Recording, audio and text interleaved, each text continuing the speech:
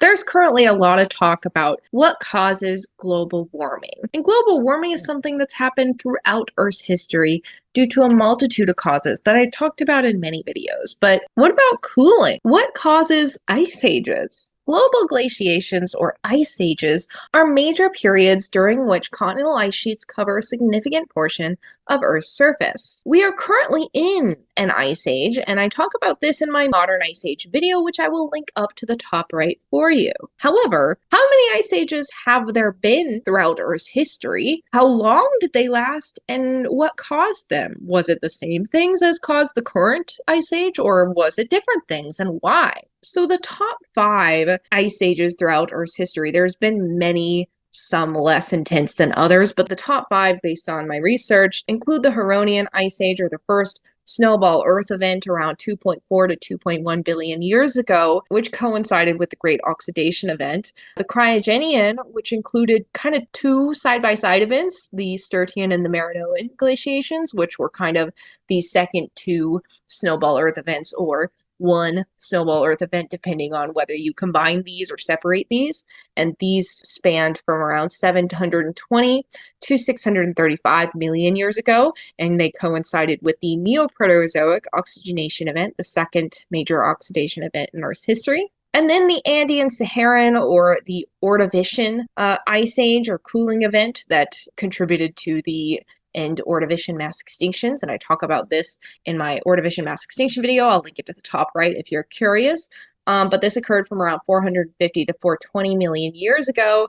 And then we have the Karoo, or the Carboniferous Ice Age, which was kind of a really long one that spanned from around 360 to 260 million years ago, and was the largest ice age in the Phanerozoic eon, so since the Cambrian period. Then we have the modern ice age, or Quaternary ice age, from around 2.6 or 3-ish million years ago to present. And like I mentioned, there was a cooling trend that got kind of kicked off around 30-something million years ago, and then it worsened or intensified around 2.6 million years ago, and that is what we define as the current or Quaternary glaciation. Again, there have been other smaller or localized events, but these are the major ice age events through Earth's history. But what has caused these events, or in general, what causes ice ages or cooling? The major causes of ice ages have tended to be solar radiation and/or Earth's orbit, and changes in Earth's orbit, which affect the amount of solar radiation received by Earth. So things like changes in Earth's orbit, or eccentricity, or wobble, or precession, or tilt, or obliquity. These are the layman's terms for these, and these are the sciencey terms for these. And so changes in these aspects of Earth's orbit around the sun have affected the distribution of solar radiation across Earth's surface and the intensity of the solar radiation received at Earth's surface. For example, when the angle of Earth's tilt, or obliquity, is smaller, the poles receive less solar radiation, and this drives ice cap growth. Also, the gravitational pull from other planets has caused Earth's orbit to vary from near circular to slightly elliptical. And when it's more circular, the amount of sunlight received remains more constant throughout the orbit, whereas when it's more elliptical, the amount of sunlight varies drastically and it's more intense at the parts where it's closer to the sun.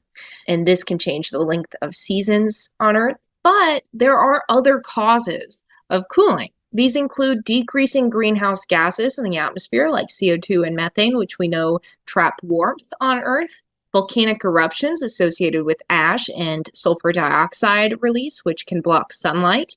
Yes, volcanic eruptions can also cause warming, typically in the longer term, but there is a cooling effect of volcanic eruptions that release ash and sulfur aerosols that block sunlight, and this can happen kind of typically in the shorter term and then drives warming long term, because the sulfur and the ash typically rain out or drop to the surface of Earth and deposit, whereas carbon compounds like carbon dioxide that are released by volcanoes stay in the atmosphere over geologic timescales and drive warming over the long term. Also, plate tectonics can cause cooling by altering ocean and atmospheric circulation. The modern ice age is one example of this, when Antarctica became isolated and changed ocean circulation to the point that waters there were isolated and continued to cool rather than mix with warmer waters. This drove ice cap growth at the South Pole. And so this was the Eocene Oligocene, or 34 million year ago, trigger of the initial cooling trend that eventually led us into the modern ice age today. And solar output is another major factor that can cause cooling. I talked on the previous slide about solar radiation changes due to changes in Earth's orbit. However, the solar output itself has changed over time, meaning the sun's intensity has actually increased through Earth's history ever since the solar system formed. But the relative influence of each of these causes has changed over time and changes for each ice age event. Snowball Earth events, for example, were largely caused by life and tectonics. So when I found Snagit, I was absolutely ready to pay my own money to use that tool. I had worked so hard and gone through so many other trials. Life because cyanobacterial mats that took up a bunch of CO2 to photosynthesize caused cooling by decreasing CO2 in the atmosphere around 2.4 billion years ago, leading to the first snowball Earth event. And then the breakup of Rodinia and potentially early greening of land and more photosynthesis led to the second snowball Earth event, or events, around 700 million years ago. Both of these, however, both these life and tectonic triggers actually lead to the same cause of the cooling. This would be a decrease in carbon dioxide in the atmosphere. The reason being is cyanobacteria took up carbon dioxide directly from the atmosphere, and the greening of land surfaces around 700 million years ago would have done the same thing. But also the breakup of Rodinia, the breakup of this supercontinent around 700 million years ago, would have increased continental weathering rates, which increase carbon burial in the rock record, which stores carbon. It takes up carbon from the atmosphere and oceans and stores carbon long-term in the rocks, causing a long-term cooling event. And so both weathering and life led to, eventually, the decrease in atmospheric carbon, and that is what directly caused these cooling events. But causes of more recent ice ages include other factors. The major causes of the Andean-Saharan, or the Ordovician ice age event around 450 million years ago include the shifting or kind of emplacement of Gondwana over the South Pole. Gondwana was a large landmass at the time that shifted over the South Pole at the time, which drove cooling of that landmass and therefore continental glaciation, which intensified cooling more so because the more glaciation you have, the more reflective that continental surface becomes, and the more solar radiation that's reflected, and thus the more cooling that occurs. And so that drove cooling. Also, there were basaltic eruptions that occurred during this time, and that is a relatively weatherable rock. And again, the more continental weathering you have, the more cooling you have because it drives carbon burial. Also, other continental land masses shifted to be basically directly under the intertropical convergence zone, or basically where a lot of rainfall occurs. And this rainfall would have further driven weathering and carbon burial. We also had the tectonic orogeny occurring at the time, a mountain building event that would have also increased weathering, and the spread of non-vascular plants over land. I talk about all of these factors and how exactly they came to be and what they caused in my Ordovician mass extinction event video, but the gist is all of these four factors would have caused enhanced weathering and carbon burial, and the movement of Gondwana over the South Pole would have just increased glaciation and sea level fall. And sea level fall is another thing that would have enhanced continental weathering and carbon burial. And the more carbon burial you have, the less carbon in the atmosphere you have. And this caused more cooling and more glaciation. So again, even though this Ordovician event had different specific causes or triggers than the snowball Earth events in the Precambrian, overall, it was really the same cause, or ultimate direct cause, which was less carbon dioxide in the atmosphere. The major cause of the Karoo, or the 360 million year ago Carboniferous Ice Age, was intense carbon burial in coal swamps. We all associate the Carboniferous period as being this really swampy world, and it really was, at least for its first half.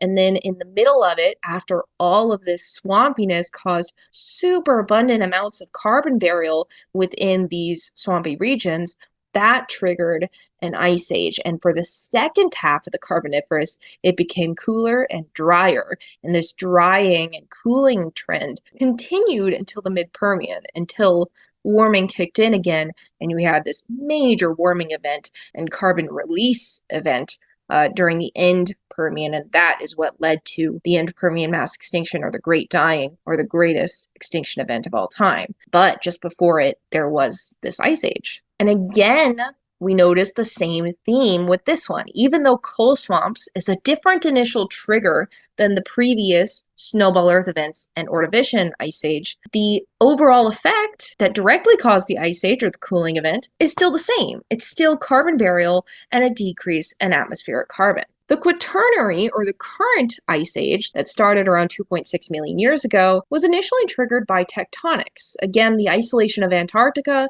was one thing that occurred 34 million years ago that kind of helped along the cooling later on.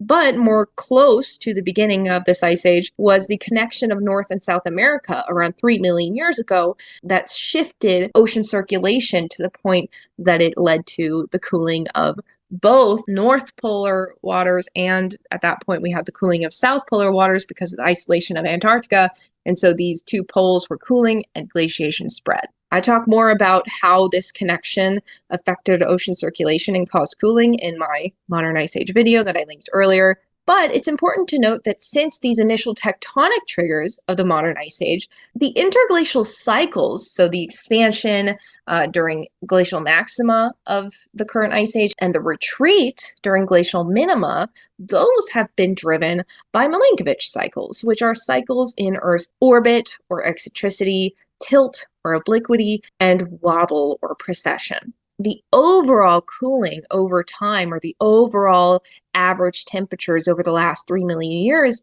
was triggered by tectonics. However, these up and down periods that has caused glacial maxima and minima have been driven by these astronomical factors. The shift from earthbound factors to astronomical factors is not necessarily real, meaning that the ancient events or ancient ice ages may have actually been in part caused by such astronomical factors like the modern ice ages. But although we can observe the relationship between astronomical changes or changes in Earth's orbit with the modern ice age because we're here, we can't necessarily do so for past events. At least to my knowledge, I think it's much harder to reconstruct past astronomical or Earth orbit changes compared to reconstructing climatic and environmental changes. This is my understanding. I don't study this. I study rocks and how to reconstruct climatic changes, so I don't know if there's a way to reconstruct astronomical changes. If somebody knows, please comment down below. I'm ignorant to this, but it seems to me it would be really difficult. Therefore, they likely played a role in these past events. We just can't say relatively how large a role they played compared to other factors like tectonics, volcanism, solar output, and atmospheric gases, which are things that we can reconstruct using the rocks in Earth's record. So overall, it seems the answer to what causes ice ages has tended to be a decrease in atmospheric carbon, in addition to, major tectonic changes that drive ocean circulation changes. And then once cooling is triggered, it seems that astronomical factors like changes in Earth's orbit tend to cause interglacial cycles, and that may have occurred throughout Earth's history in all of the ice ages, but it's harder for us to really see that detailed of information within the rock record